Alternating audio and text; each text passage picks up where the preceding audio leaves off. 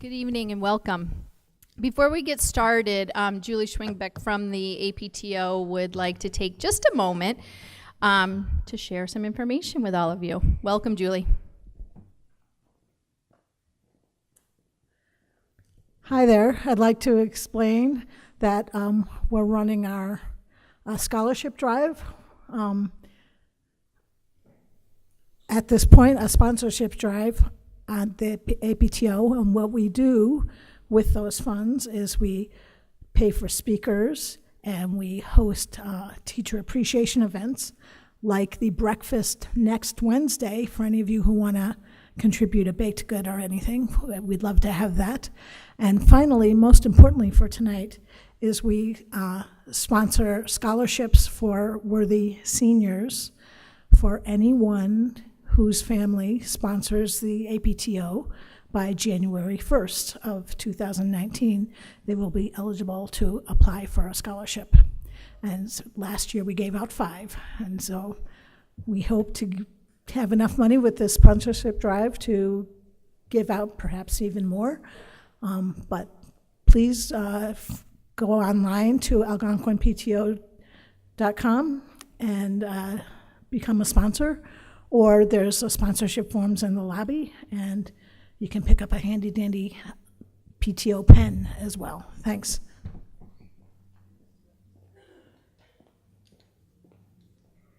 All right. Thank you, Julie. On behalf of the Guidance Department, we'd like to thank the APTO for their support. They were a tremendous help at our recent college fair, and hopefully many of you were able to attend that.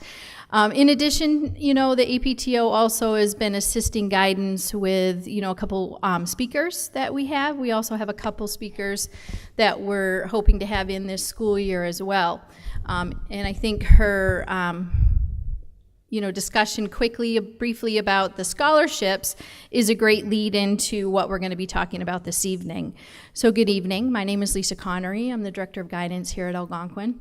We're very fortunate to have Lori Pelletier here from the Massachusetts Education Finance Authority, also known as MEFA. Lori has worked in the field for many years and also as a parent has put her twins through college. So she definitely is an expert in the field of financial aid. So we are very grateful for your time, Lori, and your expertise. And before Lori launches into all of the complicated discussion about finances and the FAFSA and the profile and institutional forms, I'm just going to touch briefly on the scholarship process here at Algonquin. Okay, so for many of our students here at Algonquin, much of the scholarship money, aside from maybe merit money that they will receive from their various schools, much of the scholarship money is going to come through local scholarships. We have a lot of fantastic organizations that do tremendous work supporting our students. This past year, we gave out over $100,000 in local scholarship monies. We've actually, since we've incorporated Naviance into our work with students, we've been able to put this process online. So we really have simplified the process for you and your students. And you will find, when I show you this quickly, there's only a couple of local scholarships available right now. One that will be coming up will be the Corridor 9 scholarship that typically is due before January. Most of the local scholarships will become available after January 1st, primarily in February and March. So we will be sending out information to students and parents, reminding them about the scholarship process and how to access all of this information. But all of the information about the scholarships is housed right in Naviance. So if we were to log into Naviance as a student and go under colleges, we can see, right? We're going to click on the list that says scholarships. And if we were to click on the scholarship list, you will see this is where we will house all of the information about the local scholarships that we are offering to students. It will actually list the maximum award amount as well as the deadline. But all you have to do, all your student has to do, is simply click on the scholarship that they're interested in. They can scroll down. They can read about the scholarship, the criteria that needs to be met in order for them to be eligible for the scholarship, and the applications are on there as well. So they can easily open up the application and complete all of this at home on the weekend. Once they've completed the application, they can bring it down to our Career Resource Center. And we have a new Career Resource Coordinator, Jen Cummings. She's wonderful. She will help students process like transcripts and recommendations that they need.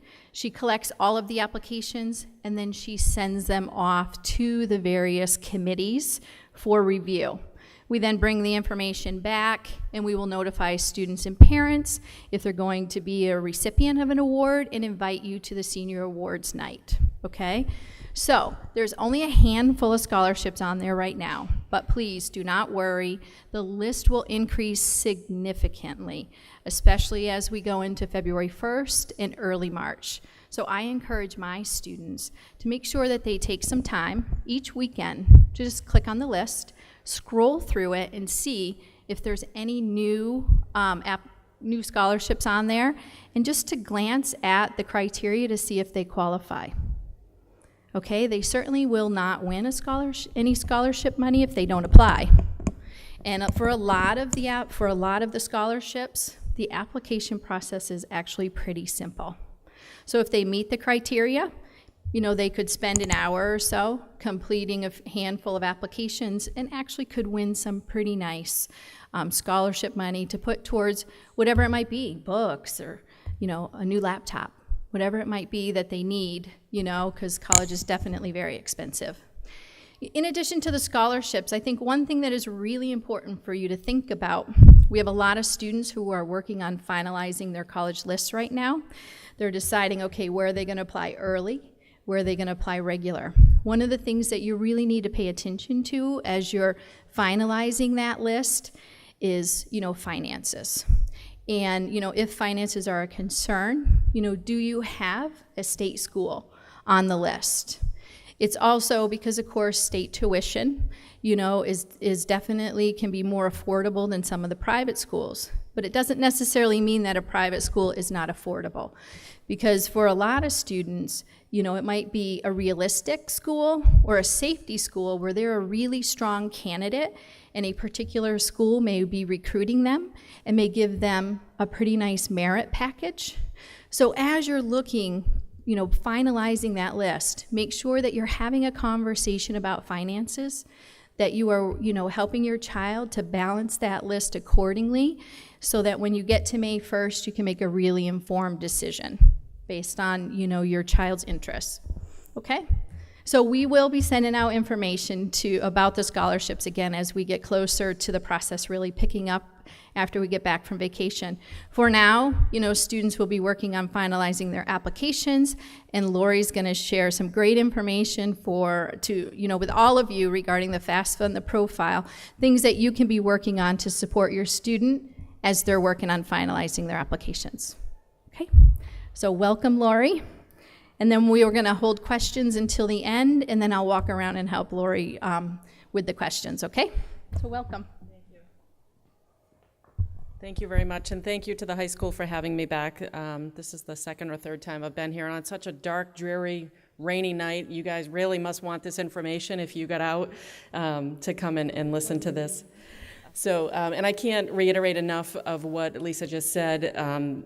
The information she provided is true and accurate, and there are a lot of outside scholarships out there that your child should be searching for and applying for. If they win the money, they can take the money to whatever school they go to, or they can use it for books and laptops and other expenses that they have. And a balanced list, we'll talk about this during the presentation, but a balanced list of colleges that you're applying to is crucial as well. So who is MEFA? MEFA is the Massachusetts Education Finance Authority. We're a nonprofit, started in the 80s when the cost of college was going crazy and rising very quickly, but the federal government funding wasn't there. So MIFA came along understanding that families needed help. They created the 529 plans. So if you have a U plan or a U fund, MIFA is partnered with Fidelity on those 529 plans. They also started a loan for parents and families to borrow to pay for education. It's a loan that's a little bit better than some of the federal loans that are out there. But they also created these financial aid nights because the biggest thing that was missing for families was education. So I'm here to help you through the process and educate you about the process, but we're not here to sell you a 529 plan or sell you a loan or anything like that. We're just here to educate the population about the process. And we have a lot of different ways you can keep in touch with MIFA. The website is great. If you're looking for a one-stop shop of where you could find all information about financial aid, it's a good place to start, mifa.org. There are copies of this presentation. There's also a list of where else we'll be, what other high schools we'll be presenting at if you have a friend who couldn't come and wants to see it. And most importantly, you can sign up for emails. So on the evaluation form, if you put your email down, even if you have a freshman or a sophomore in high school, you can get on our mailing list so that you'll be sent emails, usually about one a month, saying, have you thought about this, or have you signed up for this, or did you complete the FAFSA yet? So again, just helpful hints along the way. So if you want to set up an email with MIFA, that would be great. As Lisa said, my name is Laurie Peltier. I live in the area. I used to work at Anna Maria College and Becker College back in the day, and I currently work for a company called College Coach. And I've been helping families with financial aid since 1990, so it's been a long time, and I still love it. I still find it very rewarding to help people through this process. I also have twins that just graduated in May, and so no more tuition bill for me, but I can really commiserate with where you are on the other side, just starting out this process. So I'm happy to be here. The agenda tonight, we're going to talk first and foremost about what types and sources of financial aid are available and what is financial aid, because it can be deceiving. And then we'll jump into the application process. Just by a quick show of hands, how many have already done the FAFSA form? And you made it, and you're here, you survived. That's great, that's a lot. It seems like the whole process for college admissions and finance is moving earlier and earlier. It's just crazy, it's so condensed. So that's great that you've already made it through the FAFSA, so some of this might be redundant for you. We'll also talk about how the financial decisions are made at the college level, how the college decides who gets their money and how much money they get. And then we'll talk about if you do have a bill, which most of you will, unfortunately, even after all the different helpful hints, you probably still owe something to a college, so how you pay for that, what your options are, and then some of the free resources that are available beyond tonight's session. We are going to hold questions to the end. If it's something, urgent on the slide you don't understand, go ahead and raise your hand, but we don't want to get too far off track because everyone wants to get out of here at a decent hour. If you have a very private or a situation that's really unique to you and you want to ask me privately at the end, I will stick around if you want to ask private questions. So where does financial aid come from?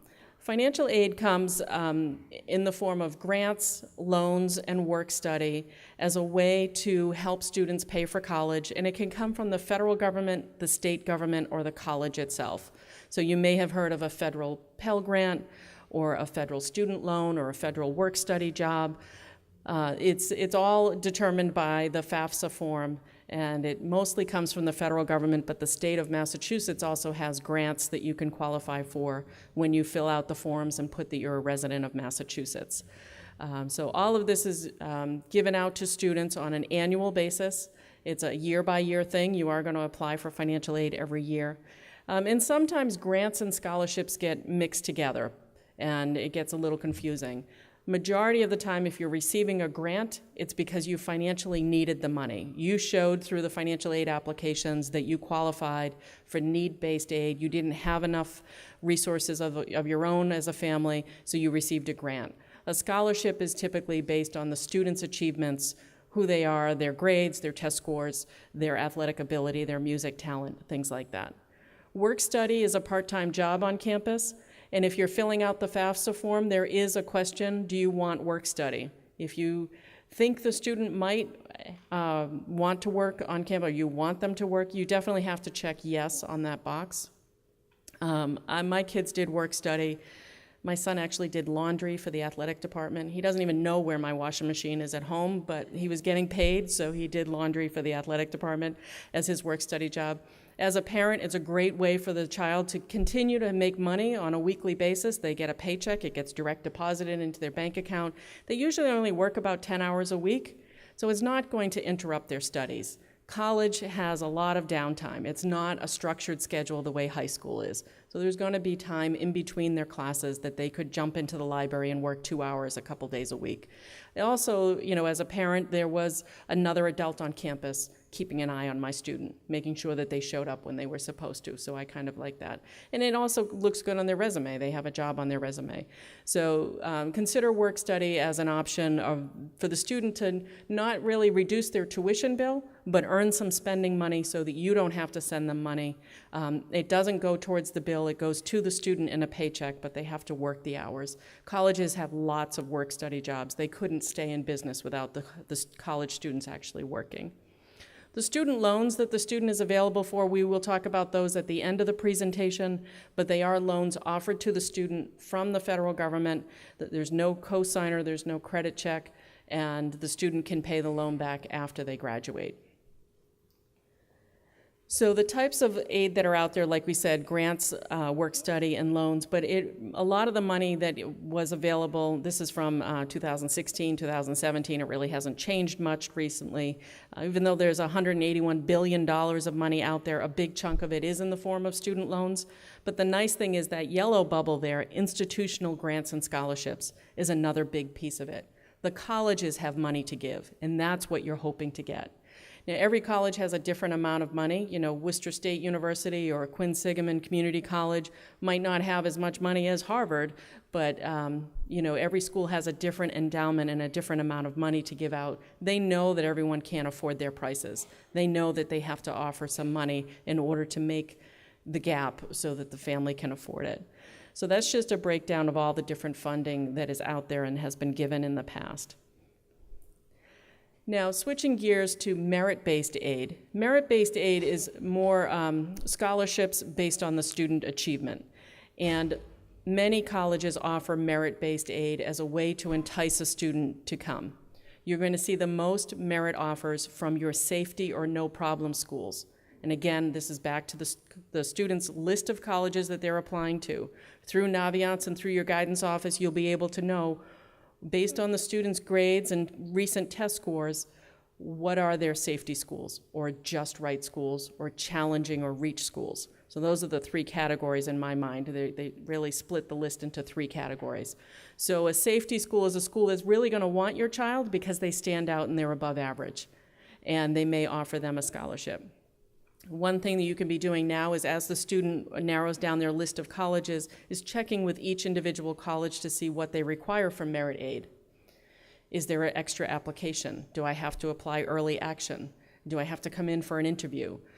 Most of the time there's nothing. I will tell you that. Most colleges that I see, it's usually just apply for admission. Through the admissions process, we'll select who we're going to offer, and you might get a letter that says, congratulations, you've been accepted, and we'd like to offer you the presidential scholarship of $10,000 a year or something like that. The nice thing about the merit-based scholarship, it's not based on your income, so if you make too much money to qualify for need-based aid, you can still get merit-based aid. And the other thing is, it's usually for all 4 years, so that you can count on that deduction of your cost for all 4 years. There's usually a requirement to renew it, and it's usually that the student stay as a full-time student, and there's a certain grade point average. If you are making a decision on a school because you got a nice merit offer, you'd really want to look at that grade point average and see, is that something achievable? I'll have to throw my son under the bus again. He had a $10,000 scholarship from Northeastern with a 3.0 GPA requirement. He went to St. John's. He did pretty good. He got into Northeastern. I'm like, 3.0, he'll do it. 2.97. So he comes home the first summer after freshman year, and he had a 2.97. It wasn't his fault, of course. It was the professor's fault, but it was it was a little eye-opening because then that $10,000 was in jeopardy. They did put him on probation for a semester where they let him keep it, and if he brought his GPA up to a 3.0, it was reinstated. So all was good. But something to think about if you're saying, we're going to choose this school because it's the least expensive for us because they gave us this merit aid, the merit aid could go away if something happens. Occasionally you'll see a school that might say, in order to keep our merit scholarship, you have to stay in the same major. You know, if it's an engineering scholarship and you're no longer an engineering major, you might lose the scholarship. Occasionally they might say that you have to live on campus, so you couldn't move off campus in the later years. So that's a good point to check the schools that the student is applying to. I think the biggest eye-opener for a lot of families is that the Ivy League schools, Harvard, Yale, Princeton, and the schools like it, like MIT or Bowdoin, Bates, Amherst College, the really selective colleges don't offer merit aid. They're very generous with their need-based aid, but they don't offer merit aid. Every student there is cream of the crop. Every student has straight A's and great test scores, so they're not competing based on academic scholarships. So you'd really want to know that going in if you were expecting to get a scholarship from one of those schools. Need-based aid is based on the family's income or financial aid eligibility or their financial need, which we'll get into in a second. It's based on a structured formula that the federal government comes up with, and then the schools can tweak it for their own money as well. So some schools, like I said, are more generous than others. Some schools factor in a lot of things that for example, I know at Babson College, one of the schools my son applied to, they want to know about your cars. What cars do you drive? What year are they? How many miles on what did you pay for them? So they're factoring in the cars you own as an asset of the family. It's rare, not many colleges do that, but they thought it was important. So your need-based aid can change from school to school because they might ask different questions, but the federal government gives out their money based on a structured formula. Need-based aid is grants, loans, and work study. So if you wanted your child to get a job on campus, they would have to, through work study, they would have to qualify for need-based aid. There are some non-work study jobs if you don't qualify. So some colleges will have tutors or tour guides or other jobs on campus where you can get the job even if you don't have work study. And then in order to keep need-based aid year to year, the student has to be making satisfactory academic progress, which basically is a 2.0 GPA. They have to be moving towards graduation. They have to be passing a majority of their classes. So where does the money come from? The federal government funds a lot of it through our taxes. The state of Massachusetts has money to give in the form of grants, and then they have scholarships. So the John and Abigail Adams Scholarship for high scorers on the MCAS, that's a good example of a scholarship coming from the state of Massachusetts to pay for tuition at a state school. And then each college and university, as I said, has their own money. And then there may be other agencies, and that's what we were talking about in the beginning. There are companies, nonprofit organizations, small local groups that sponsor scholarships. Check with your employer. Your employer might have a scholarship for employees' children. In that scenario, your child is only competing against your coworkers who have high school seniors. So it's a smaller pool. There are lots of scholarships out there that are for everyone across the country. Those are very competitive. Lots of high school kids across the country are looking for these and applying for them, so there's a lot of competition. But if you can find a scholarship where it's a smaller pool of people, your bank, your credit union, your grocery store, and then definitely through the high school guidance office. Those are some of the smaller ones that you might see. On the national level, there's big ones like Coca-Cola has one, the Bill and Melinda Gates Foundation is another one, Intel Computers had one at one point. So there's a lot of them out there. If your child hasn't already, they can search for national scholarships. There's a lot of different search engines that have been created to help you. Some of them are even on their phone that they can download as an app to search for scholarships. The one that I like best, and it's easy to remember, is called scholarships.com. Scholarships with an S on the end. It's free of charge. I recommend as early as sophomore year in high school if you can to start searching. The student answers questions. Were you a Girl Scout or a Boy Scout? Did you play tennis? Were you in the 4-H? What's your GPA? What's your SAT scores? What do you want to major in? What's your ethnic background? What's your religion? And based on the answers to all those questions, it will search their database and provide a list right there of the scholarships that are a match. you might have to weed the list out a little bit more, but the reason I like this website is it makes the list very manageable. You can sort it by due date, you can sort it by dollar amount, things like that. So something to think about there if you haven't already looked for scholarships. Now, the loans that the students offered, as I mentioned, the student is the borrower, there's no credit check, but they come in two kinds, subsidized and unsubsidized.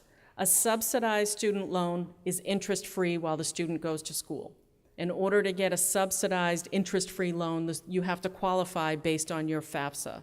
So it's again based on your financial eligibility, your financial need. Unsubsidized is the opposite. There is interest accruing on the loan while the student goes to school. Students this year are paying about a 5% interest rate on their student loans. The interest rate you pay freshman year is the rate that is going to be charged on the loan for the life of the loan. These loans are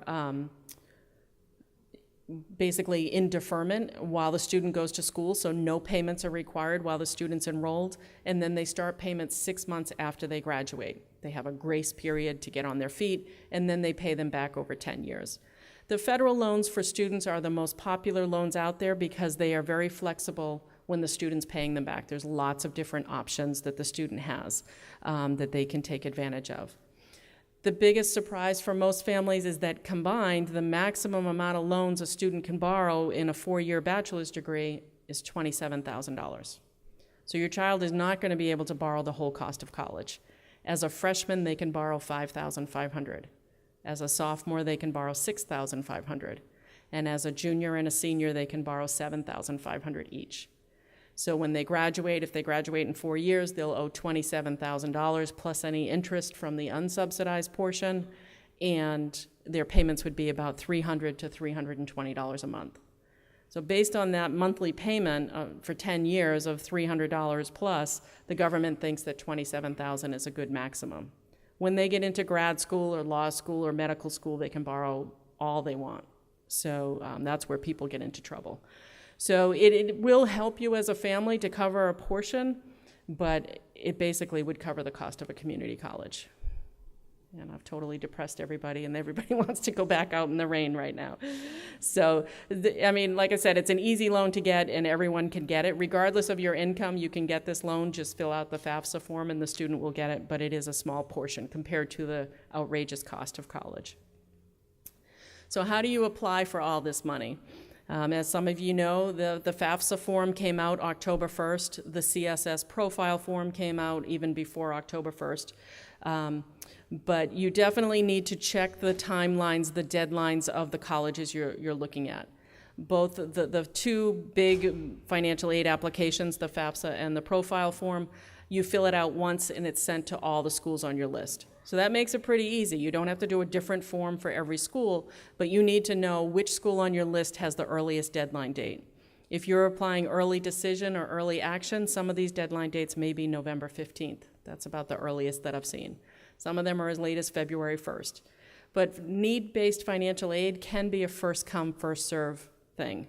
So schools have an amount of work study to give out, and if you're at the bottom of the pile and you're applying in March or April, there may not be any work study funds left for you. So definitely the earlier the better. Let's see. Yeah, so you definitely want to keep track of the deadline dates. There are, on the MEFA website, they have a college application manager. If you need help keeping track of all of this, because it is basically a full-time job on the side, they have a application manager that can help you keep track of all the different applications, the deadline dates, what you've done, what you still need to do. So the FAFSA form stands for the Free Application for Federal Student Aid. And the first word is free, so it's a free form. It doesn't cost anything to fill out. It's been used for many, many years now. Back in the day when I worked in an aid office, it used to be on paper. It's now all online. It is something you want to complete every year because your family finances can change year to year. Every college is going to require the FAFSA form. I think the biggest question I get is, what if I make too much money? I mean, there are people out there who already know that they're not going to qualify for need-based aid. Do I have to do the FAFSA form? There's 3 reasons why I tell a family they should do it at least for freshman year. Number 1, if you want your child to take the federal student loan, or if you as a parent want to take a federal parent loan, you have to do the FAFSA form. Number two, the FAFSA form is based on your 2017 income. If you have a senior, it's based on your 2017 income. By the time your child steps foot on campus, it's September of 2019. A lot of things can change in that window. So you might not have qualified based on 2017, but if your income situation changes, it's much easier to go back to the school and say, hey, I filed a FAFSA back then, but my situation is different now. Can I qualify now? It's easier to get the ball rolling on that if you have one on file. And then it is rare, but some schools do require the FAFSA form in order to get merit scholarships. So again, you want to check what are the merit scholarship requirements at the schools we're applying to, and do they require the FAFSA form? All the more reason to fill it out. The FAFSA form now this year for the first time is in a mobile app, so your child can download it and do it on their phone, and you can do it on your phone, and they will merge the two applications. The FAFSA form has two sections, the student section where the student enters their information, and then the parent section. Well, I'll be honest, most parents are filling out the whole thing. Some kids are a little bit more independent and might be doing theirs, but there are two different sections. So you want to make sure that before you enter anything, you know what section you're in. It is going to ask the student, are you married? It's going to ask the student how much money they made in 2017.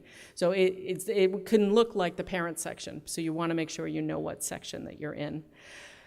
The other thing that's in the last couple of years, the FAFSA form will allow you to retrieve your tax data directly from the IRS. So when it gets to the section of the parents form where it says, did you file a tax return for 2017? You say yes. They say, what kind did you file? You most likely say, I filed a 1040. And they'll say, do you want to do IRS data retrieval? You say yes. It asks you some more questions, but you've left the FAFSA form and you're now in the IRS website. And it will take your direct numbers, the correct numbers from your tax return, and put them on the FAFSA form automatically. So you don't have to worry about transposing any numbers or pulling the wrong number off of your tax return. It makes it pretty quick and easy. Occasionally, there are families who can't get through the IRS data retrieval process. If you check off that you're divorced or separated, but you filed your taxes jointly in 2017, it's going to be a mismatch, and they're going to say, this doesn't make sense, you can't do it that way. And then you just have to enter the information yourself. So it is doable without doing the retrieval, but the retrieval makes it pretty easy. Let's see, what else? So those of you who have done the FAFSA form, would you agree with me that the FSA ID is the hardest part of the whole process? Any yeses there? So the FAFSA form, just like every other online document and website, is, they worry about people hacking into it. It's a lot of your private data. So they have made it extremely secure. And so the student and one parent will need an FSA ID. It's an identification that you create based on your date of birth, social security number, security questions. There are lots of parameters. It can be 8 characters and numbers and letters, and it will walk you through it when you create it. If you have an FSA ID from an older child, you can use it again, but they do expire. Your passwords expire, so you might need to update your password if you have an older one. So you'll need to decide which parent is going to create the FSA ID, and then the student will need to do one. And then you will use it over and over again, year after year. It's usually done first. If you do the FSA ID, say on a Monday, it will be valid and eligible to use 3 days later. So if you do it on Monday, then by Thursday you can fill out the FAFSA form, sign it with your FSA ID, do IRS data retrieval, and submit it all at once. I was helping some kids, inner city kids in Worcester last night, filling out their FAFSA forms, and they had just created their FSA ID, and it wouldn't let them because it hadn't been validated yet. So that gets to be a problem. So create the FSA ID first, and then a couple days later do the FAFSA form. You all have time. Like I said, the earliest deadline dates that I've seen is November 15th. So there's plenty of time to do it. And that's just a snapshot of what the website looks like. One other question that a lot of people ask is, if you have a child who's graduating, is a senior, and they're graduating in 2019, you want the 1920 FAFSA form because they're going to college in the academic year 2019-2020.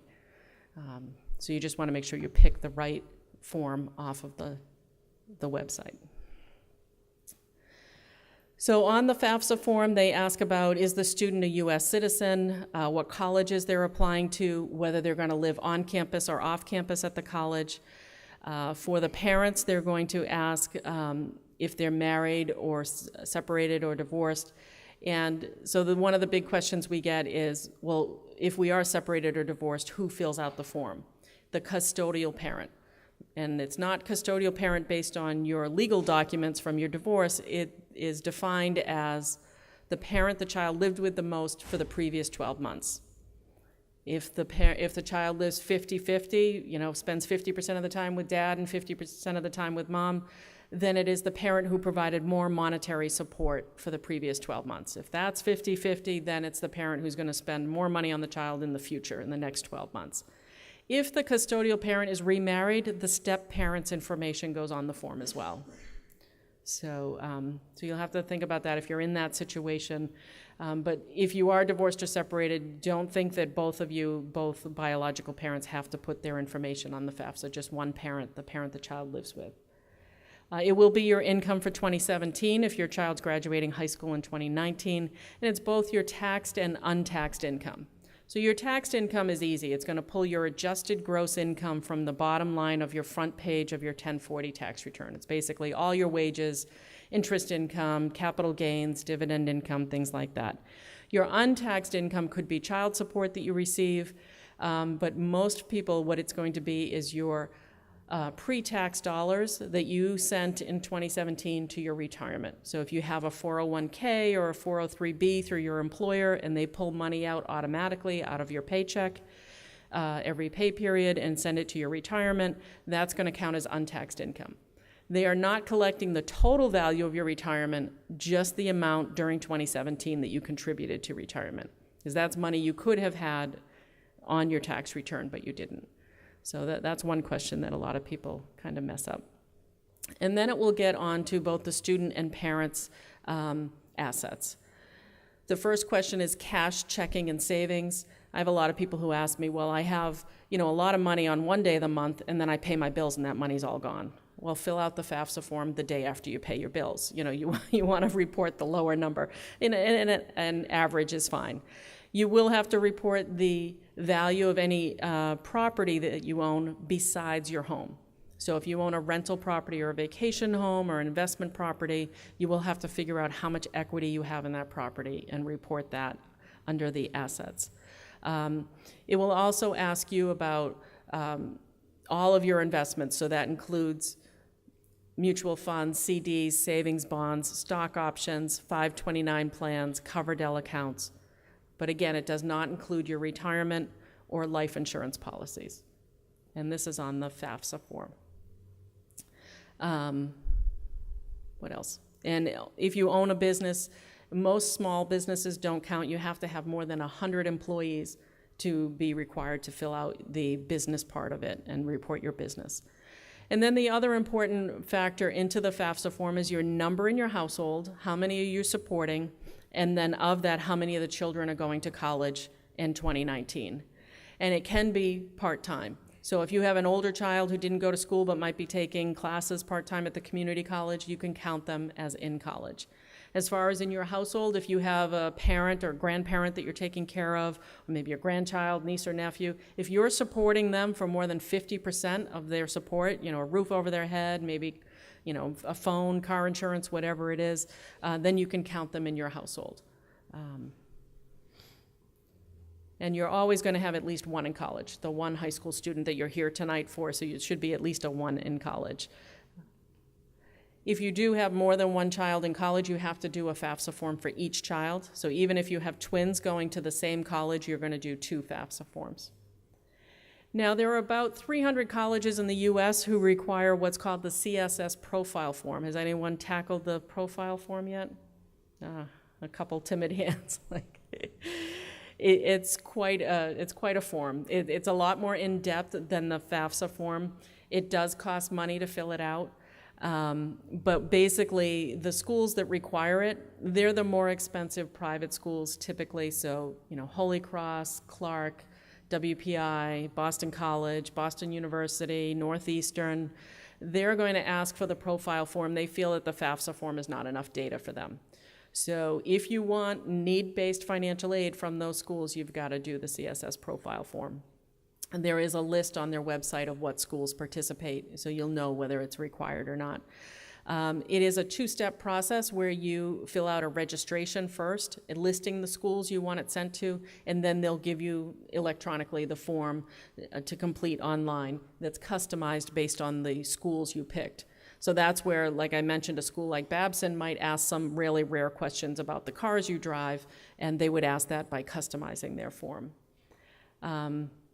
It's available now. It came out, it usually comes out October 1st. This year it came out in September, so it was even earlier. And then some colleges have their own form. I don't know of any around here. I can't think of any off the top of my head. But again, you need to check, as your child's going through the admissions process and doing everything that's required for admission, check to see what's required for financial aid so you're not missing any applications that they might need. After you apply, you're going to get a confirmation that it's been processed, and that means that the schools that you listed on the form have received the data electronically. There's no need to call them and check on it. If you've got a confirmation that your FAFSA was processed and that an acknowledgement that your CSS profile was done, then you know that the schools you listed will have received it. And again, it's the student's application. The FAFSA is the student's application, so the student's going to receive what's called a student aid report.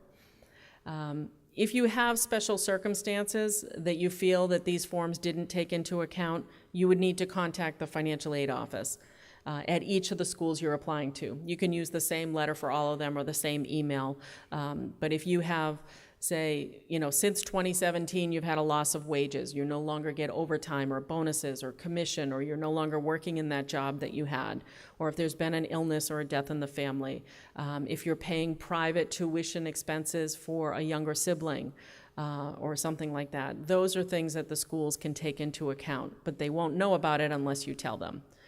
So I always recommend get the financial aid forms in with the actual information, and then you can go and request an appeal. Some schools might tell you that they're going to wait and see, number one, is your child accepted? Number two, let's wait until, say, February, March, when we know what the freshman class looks like, how much money we have left, and then we'll go back and go through your circumstances. But right now they're so busy working with the initial applications.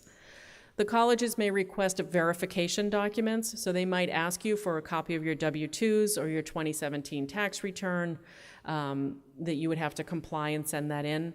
If you're not able to do IRS data retrieval on the FAFSA form, the colleges might ask for what's called an IRS transcript. So when I was in the aid office, I actually had a family who had sent me a tax return. That was back in the day. They would mail in their tax return. Think how dangerous that is. They're just mailing their tax returns willy-nilly to 100 different financial aid offices. And it just didn't make sense to me. And it turns out that they had one tax return that they showed to the financial aid office and then another tax return that they showed to the IRS. So people were making up tax returns. So that's why they have this new thing where the IRS data retrieval pulls the data right from the IRS. So you can't have two sets of books. You can't show false information. So if you can't do IRS data retrieval, a college might ask you to get an IRS transcript. It's very easy. You go to the IRS website. You can do it online or over the phone. It's a one-page document that confirms that this is your transcript from 2017, and you can send that to the college, and they will accept that. The colleges that use the CSS profile form usually use this service called iDoc. You really don't need to know about it too much now, but come, January, February, they may say, we want your 2017 tax returns and W-2s go into the iDoc website and upload them, and you can send them to as many schools as require them. So they've made it a little more secure and easier than mailing out pages and pages of things, and they'll have your information electronically. So again, it's usually the more selective, more expensive schools. You will get what's called a financial aid offer when the student's been accepted. That can be as early as, say, December 15th. Can be as late as April 1st. So somewhere between December and April, you'll find out how much the schools are offering, and then you have the month of April to compare them all and make a decision so that you can pay a deposit May 1st. The colleges want to know that you're coming by paying a deposit May 1st. It's usually about $500 or $800. So how does a college decide who gets how much money? So the first thing they do is the college comes up with their cost of attendance budget. And cost of attendance budgets really vary. In in-state public, for example, like UMass Amherst is about $26,000 a year right now. That's tuition, fees, room and board, books, supplies, transportation for one student for freshman year. And then an out-of-state public school, like a UConn or a UNH, might be more in the $35,000 to $45,000 or even $50,000 range now. Some of the out-of-state publics are much higher cost of attendance. And then the private schools, especially in the Northeast, are more, some of them are up to $72,000. But that cost of attendance budget is everything. Tuition and fees that you're going to see on a bill from the school for a full-time student, room and board if they're living on, what it would cost to live on campus for a room and a meal plan. And then they also factor in an estimate of what they think books and transportation and personal expenses are going to cost.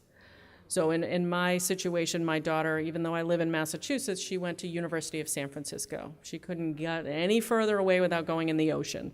So our transportation expenses were much higher than if she went to a local school and could take the train or a bus. So we had to factor in our own mind, the cost of flying back and forth to California a couple times a year.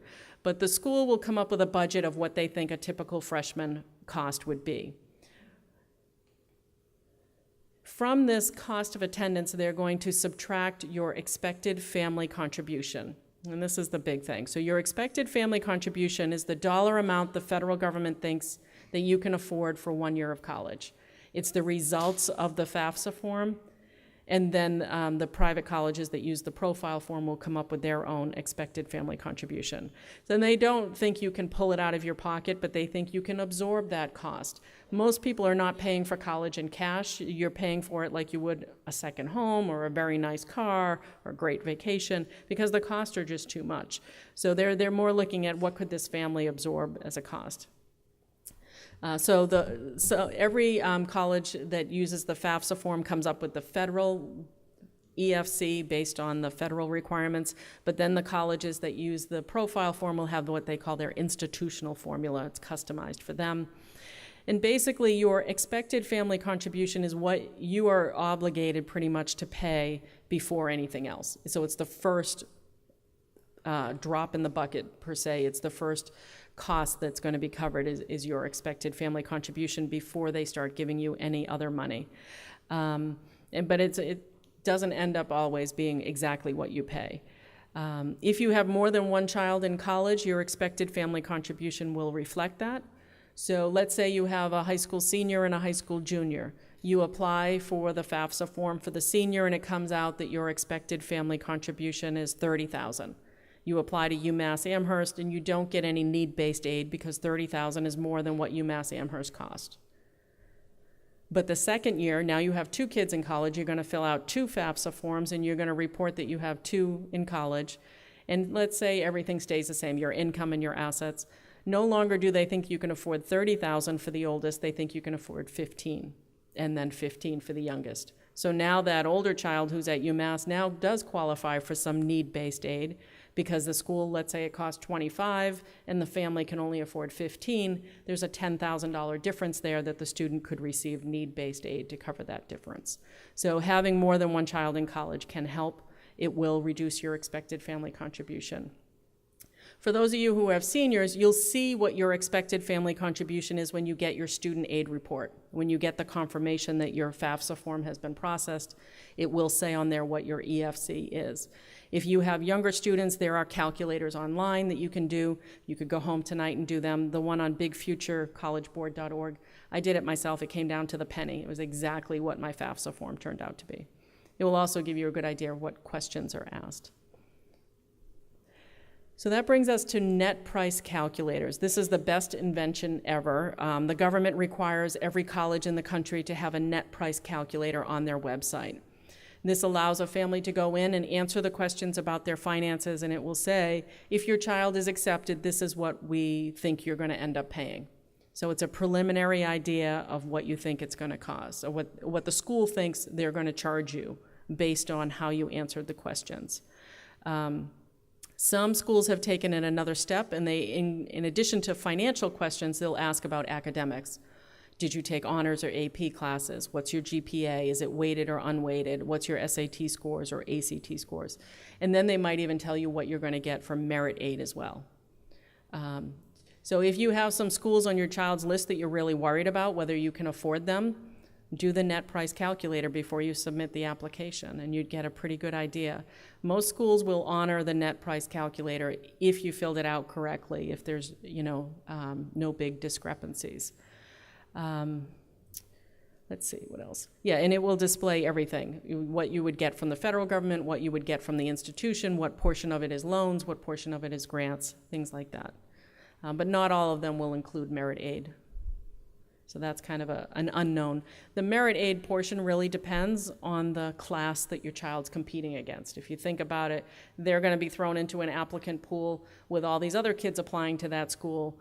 A 3.8 GPA may have been stellar a couple years ago, and they might have been offered a merit aid offer a couple years ago, but this year's class might be extraordinary and very strong, and there might be too many kids who have a 3.8, and you really need a 3.9 now to get a scholarship. So it really depends on the competition of who's applying to that school that year. So back to the financial aid formula is the cost of attendance minus your expected family contribution equals your financial aid eligibility. So how does the school factor in, or how does your expected family contribution factor in your income and your assets? Because they're not treated the same.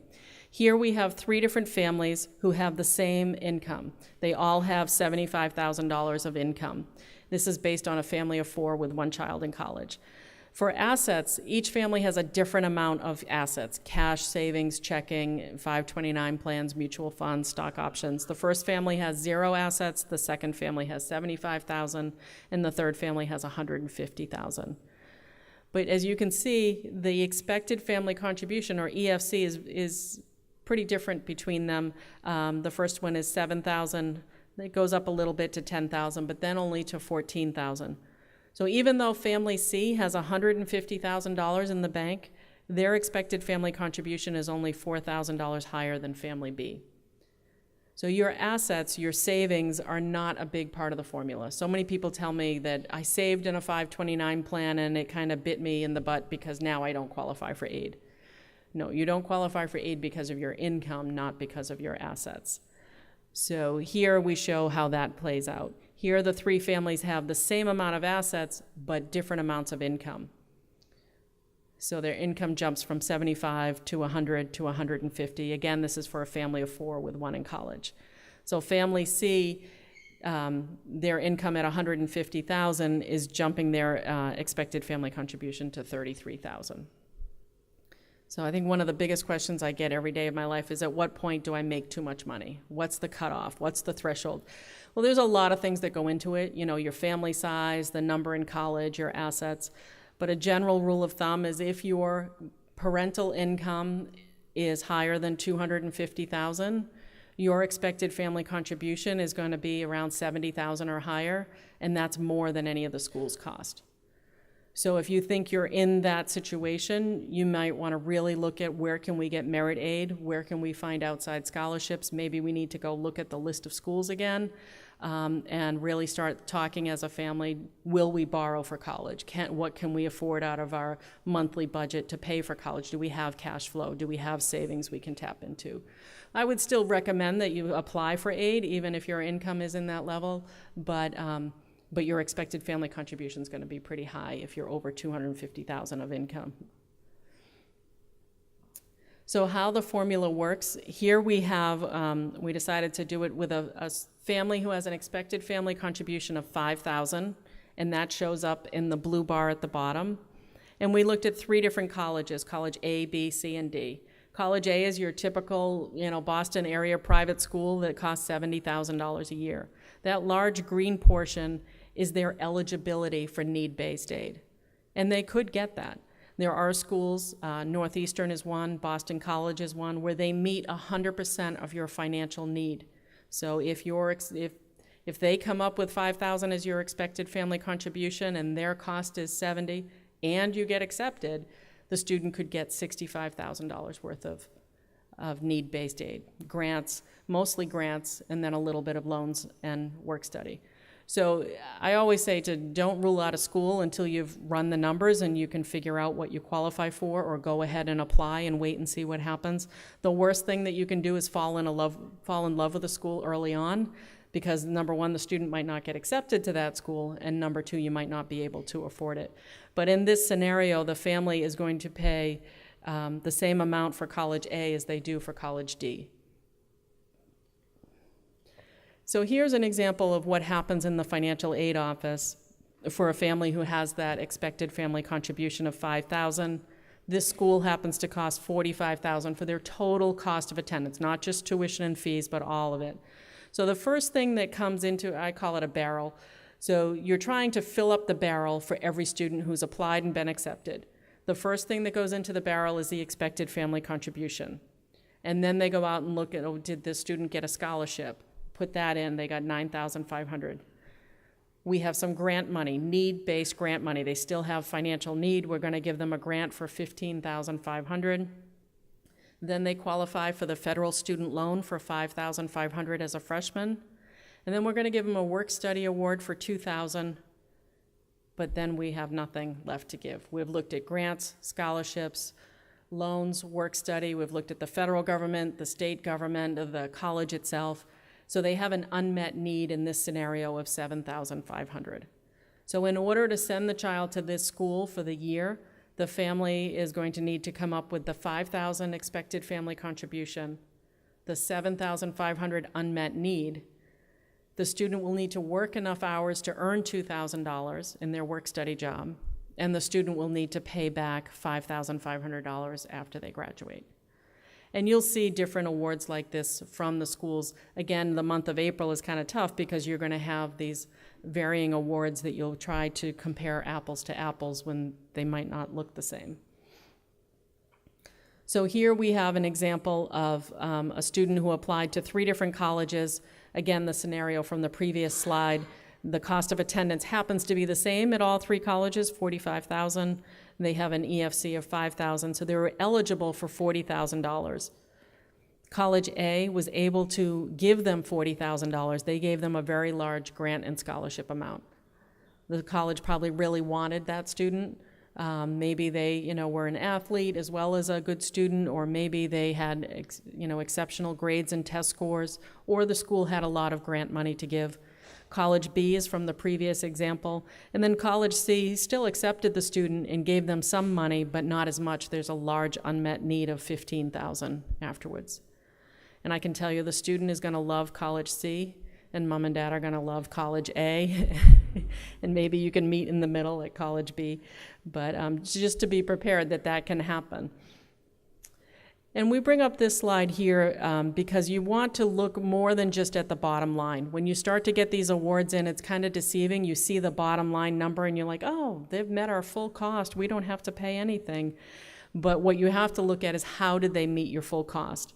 They're most likely, except for the Ivy Leagues, most schools will include the student loan for $5,500 as part of your award.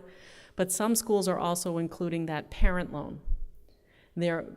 They're putting a parent loan out there just because they know it's an option for you, but you haven't applied, you haven't been accepted, you haven't even said you wanted to borrow for your child's education. But they're putting it on there so that it makes the numbers look better. So just be careful when you get the awards that you're looking at what makes up that bottom number and how much of it is grants and how much of it is loans and what are the criteria for the loans. So that brings us to the paying piece, because as you can see, you probably will have something to pay when the time comes.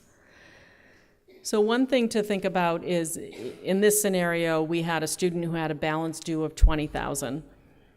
What could they pay from their past income, from their savings? Maybe the student has some savings. Maybe they have some gifts from the grandparents. If the student has money in their bank account, you could use that. Maybe the parents have saved in a 529 plan or any other kind of savings account. So think about how you could tap into your savings and how much of that you would want to use. And then you can use your present income. One thing I always tell people is when my kids went off to school, I had twins that left at the same time, my grocery bill went away. I hardly even went to the grocery store. I didn't realize how much I was spending on their food. And then the other thing that happened was my daughter played AAU basketball. It's not a very expensive program to join, but the tournaments up and down the East Coast, staying in hotels, eating in restaurants, driving from game to practice and putting the gas in the car. So without that added expense, I had money in my household budget that I could then direct towards college. So every college I know of offers a monthly payment plan where they allow you to take a portion or the entire bill and spread it out over 10 or 12 months. It doesn't make the bill go away, but spreading it out longer can kind of ease the burden a little bit. And maybe you will have the cash flow from your budget as your child leaves high school and doesn't have some of the expenses that go along with being a high school student and living under your roof. Most payment plans cost about $50 or $100 to join, but they don't charge you any interest on the remaining balance. So you can pay as you go and not incur any interest. But a lot of people are still left with borrowing. So that's something you'll have to, think about as a family. Will we borrow? How much do we think we can afford to borrow? Most people don't decide what loan to take other than the student loan until May or June or July, when you know where the student's going and how much you have to borrow. So there are loans, the federal loan from the government for parents. There are MIFA loans that parents can borrow from the state. And then there are private loans that you can borrow or co-sign with the student. So you've probably seen all these articles in the media of these students who are in over their head for debt, and you wonder, how did they get that way? Well, people have co-signed private loans with them. Whether it's Sallie Mae or Citizens or Wells Fargo, there are a lot of private banks out there that will lend to students who have an adult cosigner. And it's the credit score of the cosigner who will determine the interest rate. But then the cosigner has no inclination to pay it back, and it's all on the student, which can be a big burden. So also, you want to think about all 4 years. We're talking about freshman year, getting accepted, getting that first award. But if you're having a hard time making ends meet for freshman year, what if you multiplied that number by 4 or 5 if they don't graduate on time or if they plan on going to grad school? So really think about the obligation for college, not just the first year, but all 4 years. And then also think about the other children you have. If you're going to borrow and let a student go to a school that you can't really afford because you really like the school, well, what about when your second or third or fourth child comes along? Are you still going to be in a financial position to let that happen? And then think about how much the student might earn in their salary for the career that they're going for. Are they going to be a social worker or a kindergarten teacher where their salary might not be that great? Do you really want to burden them with a lot of debt when they're not going to make enough money to pay it back? So just things to think about. If you are going to borrow a private loan or a MIFA loan for college, they will look at your credit score. So between now and, say, May or June, you may want to do some work to get your credit score higher so that you get a better interest rate on the loans that you borrow.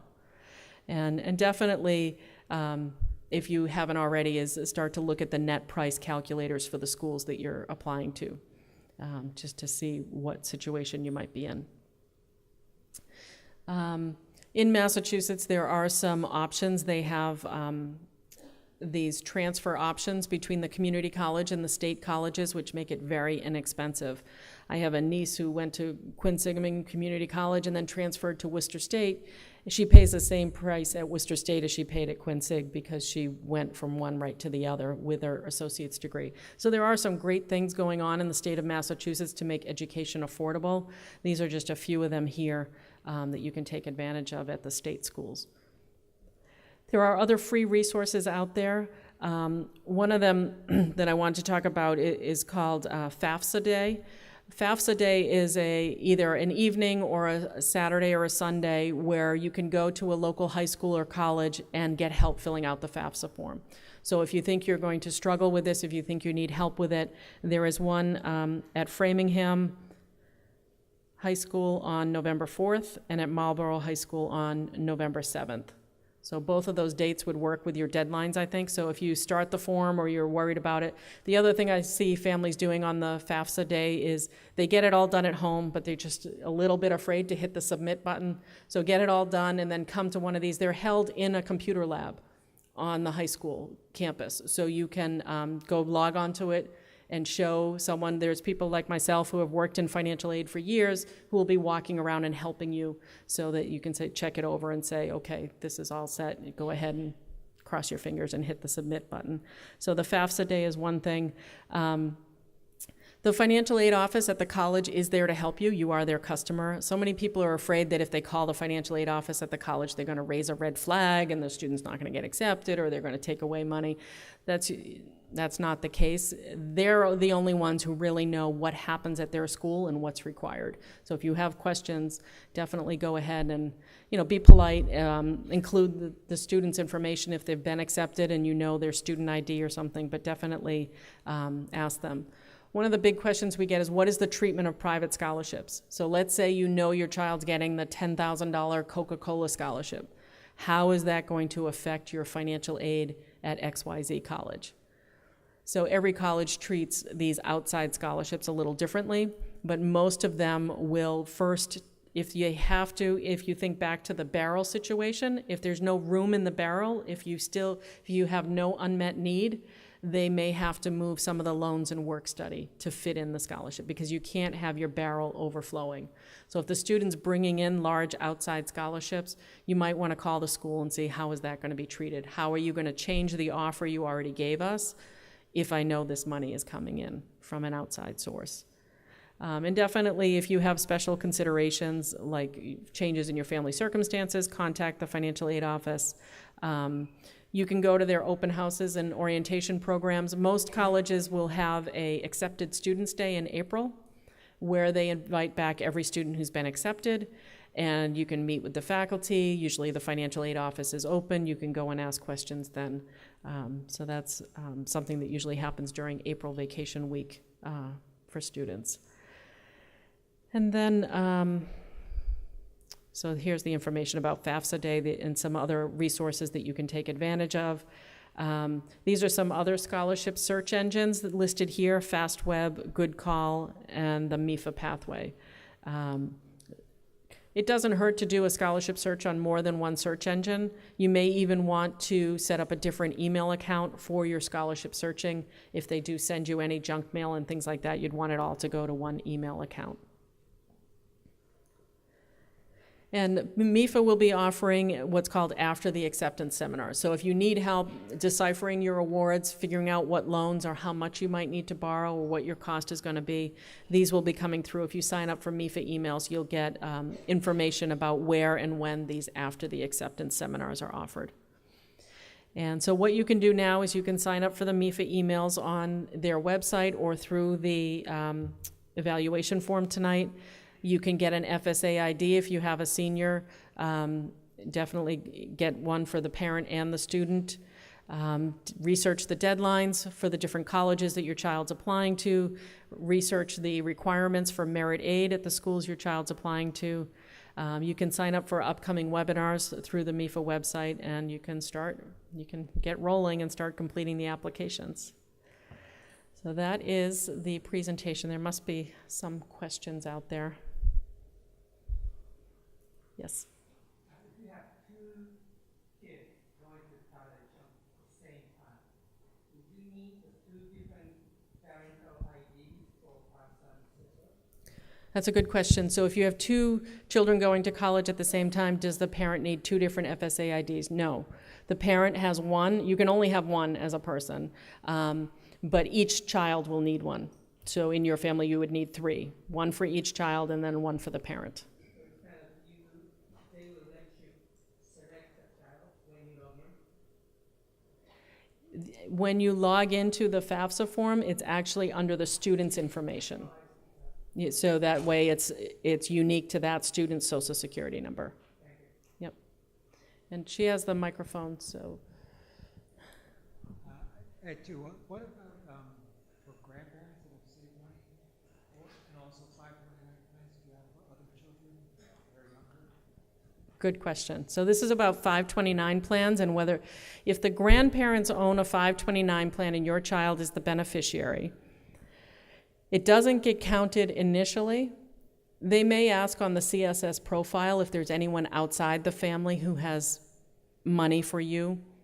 You can pretend you don't know about it. I didn't say that, but you can pretend you don't. Because a lot of people don't know. I don't know what my mother has for my kids. That's her finances. But anyways, but when the parent starts to spend that money, that's when it comes into play. So let's say the grandparent pays $10,000 of Johnny's tuition for freshman year from the 529 plan or any plan, any account. When Johnny is filling out his FAFSA form for junior year of college, it's going to say, during 2019, did you receive payment or gifts in kind from someone outside your family? He's going to say, yes, I received $10,000. So that $10,000 that the grandparents gave is going to look like untaxed income for the student, and it's going to affect what they're eligible for financial aid for junior year. So number one, it's not a problem if you don't qualify for need-based aid anyways. But if you do qualify for need-based aid, money from the grandparents could reduce the amount of money you're getting, but it would reduce it for junior and senior year. If you hold off and don't spend the 529 plan that the grandparent has until this child is a junior or a senior in college, then it's not going to have any impact at all. So that's what I usually recommend. If you're qualifying for need-based aid and you're worried about it, you could hold off and use the 529 plan for junior and senior year of college. And then it won't get asked on the financial aid forms because those years aren't being looked at. 529 plans for younger siblings. So on the FAFSA form, it wants you to report the total value of all your 529 plans for all your children. Because you can draw from those other children's 529 plans. You just have to change the beneficiary name, which you can do very easily. So they do look at it as a total resource, not just the 529 plan for that child. But let's say you have $100,000 in your 529 plans. That's only going to impact your expected family contribution by $5,000. It's a 5% assessment of the parent's assets. So it does get counted, but it doesn't hurt you as much as you think it would. Okay. On the FAFSA form, it says there's no order to put the selected schools, but it said for the state aid, you might want to choose your selection of the order of the schools. Can you elaborate on that? Sure.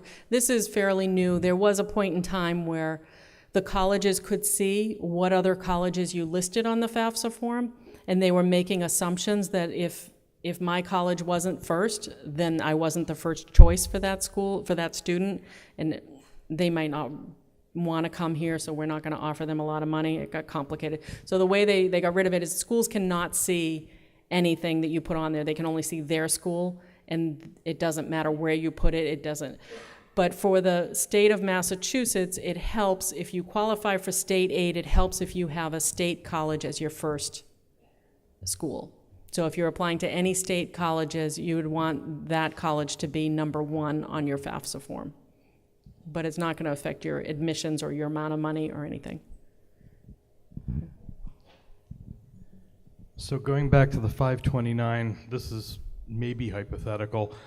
Say you've got a relative, say, a grandparent, and they're deceased, and they might have set up a 529, or I don't know, say you've got a friend who you think might have set up a 529, but you're not sure. Is there a way of knowing if there was one set up for your child, or do you have to get that information from the person who would have set it up? I don't know. I've never had that question before. I don't think. So when you have a 529 plan, there's an owner, and then there is it's not a co-owner, but a successor. So if the owner dies, the money becomes the successor's. And then if the successor dies, then it becomes the beneficiaries.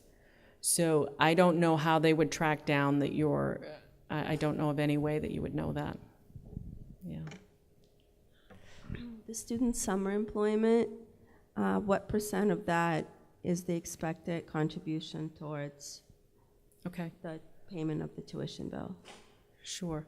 So student income, Again, it's for 2017. So a lot of kids in 2017, they probably didn't work. They were pretty young then. But as they get older, they're working a lot more. Right now, a student can earn up to $8,000 a year before anything affects your expected family contribution.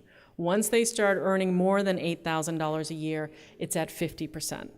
So let's say they earn $10,000. So $2,000 is over the threshold.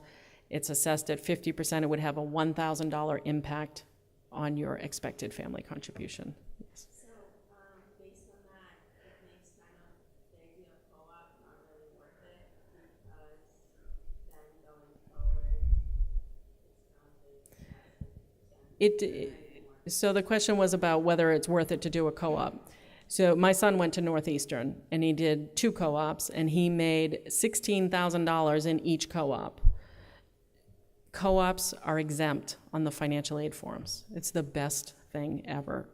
So, but because during a co-op, it gets complicated, but during a co-op, they're not earning credit. They're not earning academic credit, but they're earning money. But on the financial aid form, it says you still have to pay taxes on that money, but there is a thing that says of the student's income, how much of this was work study or co-op, and it gets backed out. So earning co-op and work study money will not affect future financial aid. Internship money might be a little different, because during an internship you are earning academic credit.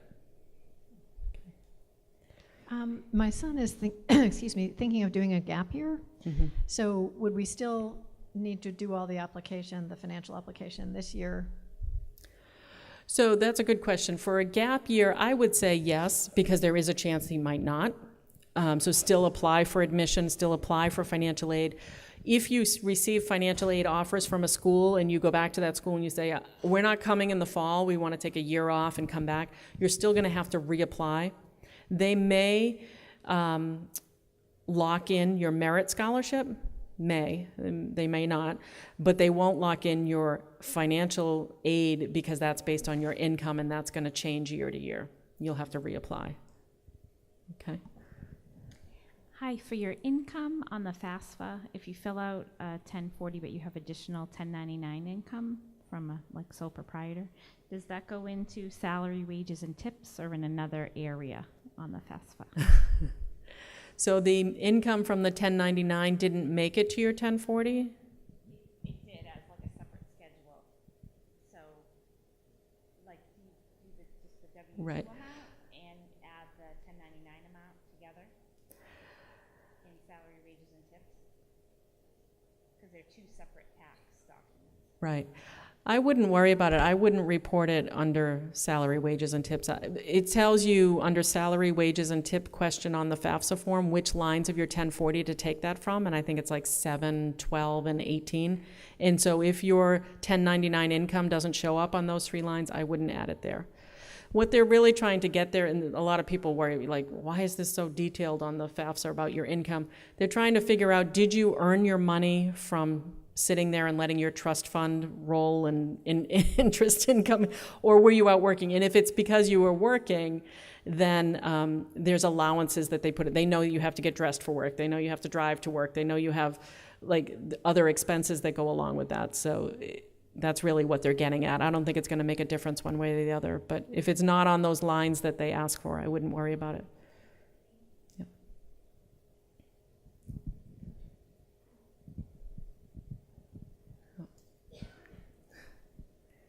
Lisa's getting her exercise tonight. About the custodial parent, when you talked before, my daughter lives with me, but their mother claims her on her taxes, so she doesn't show up anywhere on my taxes. I claim her sister. Mm-hmm. So, I mean, and it's been that way for years, so I don't know if that's going to pose a problem that she doesn't show up anywhere. Or? It does not make a difference. So you can be the custodial parent and not have the child on your tax return. They're not looking at that. And even if your number of dependents on your tax return doesn't match your number in your household, that's okay too. It really, they don't so have as long to as drive. they have her information and my information, whatever I can submit through the ARHS Right. data pull, Yes. that should be enough. Yes. Oh, that's great. Yeah.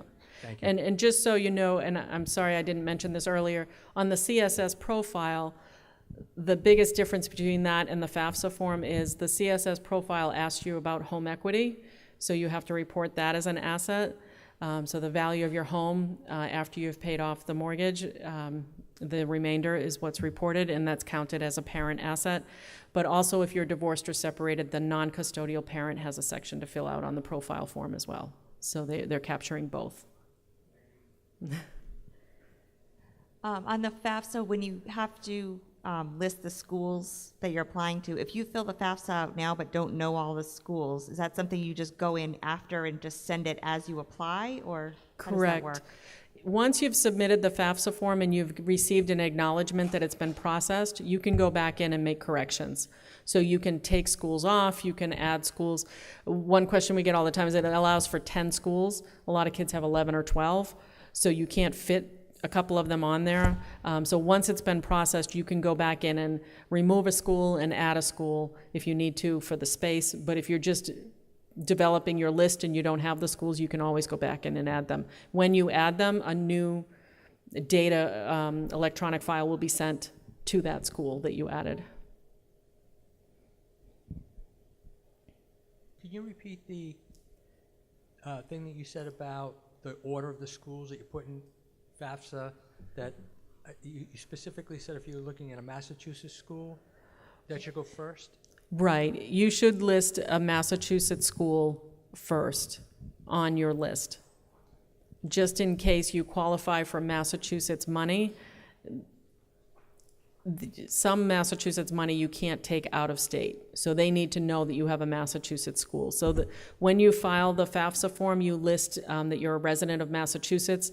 Your FAFSA information is going to automatically go to the Office of Student Financial Assistance for the state of Massachusetts, and they're going to see that you have a Massachusetts school on the list. So that it just makes it easier. If not, they might come back and say, you qualify for Massachusetts money, but tell us what schools you're going to. But in that way, you know, other than putting a Massachusetts school first, there's nothing else you have to worry about as far as the list of schools and the sequence.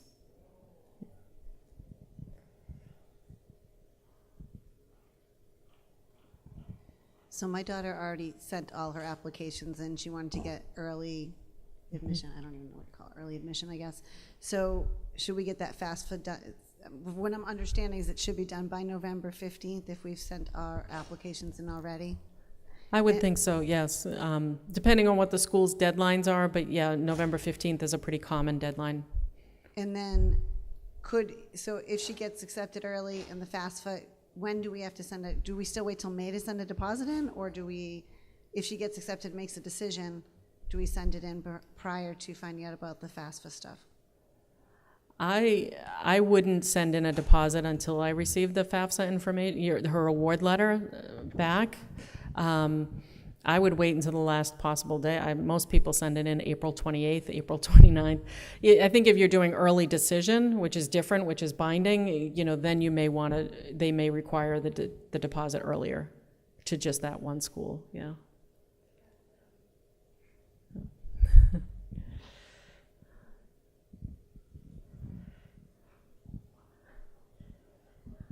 I believe you answered this question before, and I also think I was misinformed by the outside source, so I have to apologize. So you said that now the colleges cannot see what other schools your child is applying to. I was informed by a different source that you should always have at least 2 colleges of the same caliber on your list so they don't feel like they have an advantage over a different school. So I just wanted to make sure that's not the case. Right. From the financial aid applications, they can't see where else you've applied. And that's like in the last 2 years. So they may have just had outdated information. So 2 questions. On the FAFSA, you mentioned that there's only 10 colleges you can do, but if you have more than 10, you say to delete and add, and then does it delete the first one that you had before? So you have to wait until it's been processed. So once it's been processed, those first 10 schools will have received your file. And then you can go back in and you'll have to figure out, let's say you have 12 schools, so you'd have to figure out which 2 schools you want to take off and add 2 schools. It will then send your data to those 8 that you had initially and the 2 again. Every time you make a change to your FAFSA form, another file gets sent to the school. So some schools will see, okay, this is submission number 1, oh, here's submission number 2. But it's pretty smart. It will have on the file that this is just because they changed a school. They know that there's no other changes. The only thing you have to be careful of is if you realize down the road that you made a mistake and you went in and changed it, you have to remember which schools are on your list and which 2 you didn't send that change to, and then go back again and remove 2 and add 2 and send the change. Yeah. On the CSS profile form, they don't allow you to do that. To make a change, you have to print out your acknowledgement, make the changes on that, and send that to the schools. So it's not electronic. On the CSS, you said it's different form for each college has its own form? It's customized for the colleges on your list, so it will have a set list of questions that all the schools ask, but then it might have some supplemental questions that only a few schools want to know. But you won't know who's asking them. Okay. I only know just from deduction of who asked that. Got it. Yeah. Thanks.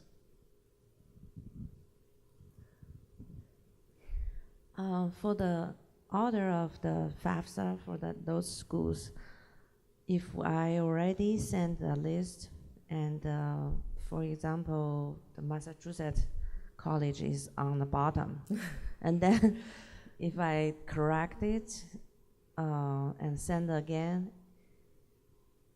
I don't think it's necessary to correct it at this point. I think just leave it as is. It might confuse things more to go back in and change it. Another thing is for the parent asset, the equity line, something like that.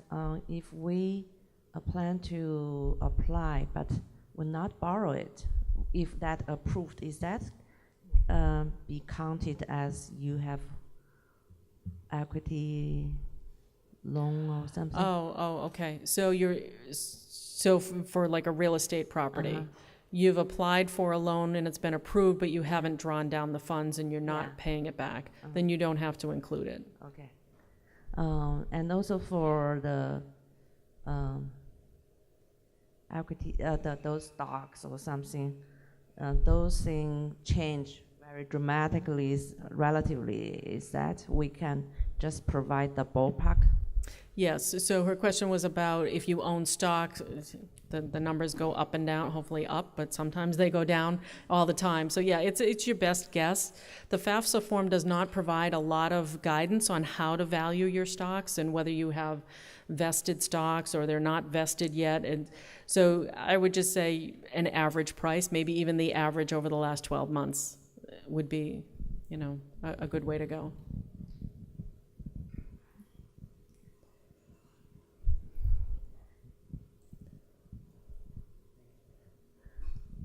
My question revolves around the difference between the FAFSA and the CSS profile. I think, if I understand it correctly, the FAFSA is one form that is accepted by all schools that you send it to, but the CSS file could be unique per schools, which means you may have to fill out multiple CSS profiles? No. So even though it's customized for the schools that you apply to, they do it all on one application. So the FAFSA form is for all schools, and it will go to all those schools just as it is. The CSS profile, when you register, you're going to, let's say you say, okay, we're applying to Northeastern, BC, and WPI. And then it will bring up the form that includes all the questions that BC, WPI, and Northeastern want to know. So it's still just one form. And when you submit it, it's going to send the schools the answers that they wanted. So they do all the hard work. You still just fill it out once. I think there was a question down here. Did you still have a question? I think you can go ahead.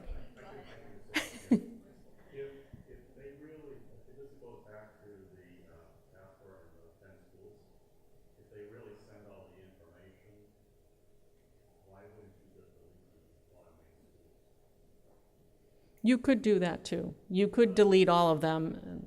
Yeah, I'm not sure I want the schools to keep getting those updates. Even though they wouldn't know which schools they would see. Yeah, it's, most financial aid offices are pretty sophisticated. The file comes in and there's a way that the computer reads it, and they know that if it's flagged a certain way, they don't even upload that file. So if they know, oh, this family just added another school, we don't, so. Schools that require both the FAFSA and the CSS, Mm-hmm. they actually compare them. And They if do. If they see discrepancies, they actually make you send, watch your document. They Yeah. make you send my W-2s, my 1040, like 2 special forms, all that stuff, because one of the answers is slightly different. Yes, so the computer systems in the financial aid offices are pretty sophisticated, and they will see if you put, you know, what you paid for federal income tax in 2017 was, you know, $3,000 on the FAFSA form, but you put $3,100 on the profile, and oh, this doesn't match. Now we want a copy of your tax returns, your W-2s, this and that. So if you can do them all at once and maybe print them out before you submit them, and just double check that you've got the things. Some schools are pickier than others. You know, you think about a school like UMass Amherst that only uses the FAFSA form. They get so many applications, and they just can't be bothered, and they don't have a ton of money to give. But then you have a school like Boston College, they have probably 35 full-time staff just in the financial aid office, and that's all they do is pick. Emerson, yeah, another one, yeah. Is there another question? Up in the back.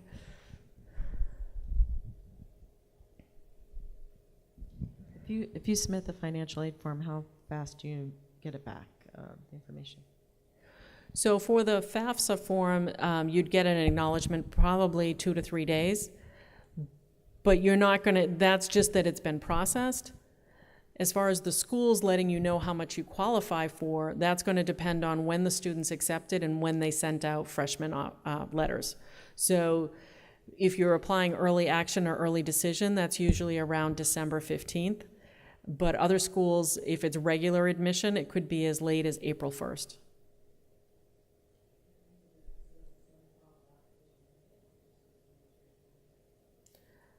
You send the financial aid form separately from the admissions applications. Yep, 2 totally separate things. That's a whole nother 3 hours of conversation. Yes. If a child has dual citizenship, does that affect them, or does it? A dual citizenship, 2 countries, I don't think it would make a difference. The only criteria for federal aid is that you're a U.S. citizen. So as long as one of those dual citizens is U.S., then you're fine. Yeah, it wouldn't make any other difference. All right. Just to follow up on this question, when you delete the college, when you delete it, I know when you add, you get it, but when you delete it, No, they don't know when you've deleted the school from your FAFSA. No. All right, well, I think that's pretty much it. It's probably still raining out and everyone wants to get home. So I will stick around if you have private questions. Thanks. Thank you, Lori. Unless you wanted to add.